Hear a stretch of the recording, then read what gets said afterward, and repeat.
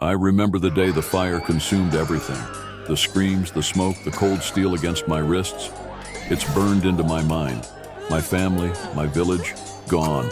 Soldiers stormed in, swords flashing, and by the time the sun rose, I was bound in chains with the others, marching toward a life none of us chose.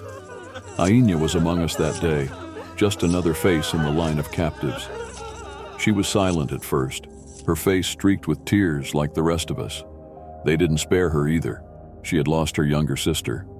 I saw her holding the little one's scarf as they shoved us into cages. It was the only piece of family she had left. I thought she wouldn't last. Aina was small and quiet, with no fight in her. The slavers picked on her the most, tossing scraps of food at her feet like she was an animal. But over time, something changed. She didn't cry anymore. She didn't beg.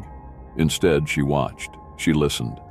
Months passed, and we became tools for the soldiers, hauling their supplies, cooking their meals, cleaning their bloodied armor. I hated them all, every single one. But Aina, she started talking to them. At first, it made me furious. "Why are you bowing to them?" I hissed once when we were alone. She didn't answer right away. Then she whispered, "If they don't fear me, they won't see me coming." It didn't make sense to me then, but I started noticing things. She learned their language. She figured out who hated who fought for power among them. One day, when a commander struck her for spilling water, she apologized so smoothly that he didn't punish her further. Instead, he looked almost guilty. I didn't understand her plan until the rebellion started. It wasn't our rebellion, it was theirs. The soldiers' own men turned on each other in the dead of night. It was chaos. Aina had planted seeds of distrust over weeks, quietly fanning the flames between rival groups. By the time they realized what was happening, it was too late. During the fighting, Aina found the keys to our chains. She freed us and led us through the woods under the cover of darkness.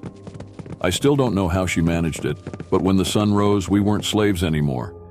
You'd think that would be the end of it, but it wasn't. The rebellion didn't just free us, it shattered their kingdom.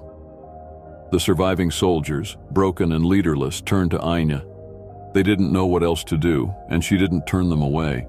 It was strange at first, watching her command the same men who had beaten and chained us, but she made them work alongside us to rebuild what they had destroyed. She didn't punish them, though I know many of us wanted her to. Instead, she showed them what peace could look like if they stopped fighting. Years later, the two kingdoms became one, led by Aina. She didn't rule with fear like I would have. She ruled with understanding. I still don't know how she forgave them, but she did. And because of that, we're free. Sometimes I wonder if she thinks about the little girl she lost, about the village that burned. I never ask, but I know she carries it with her. You can see it in her eyes. Aina's story isn't just hers, it's ours. It's the story of how someone broken by war found a way to fix what others had destroyed. I never thought I'd live to see peace, but here we are.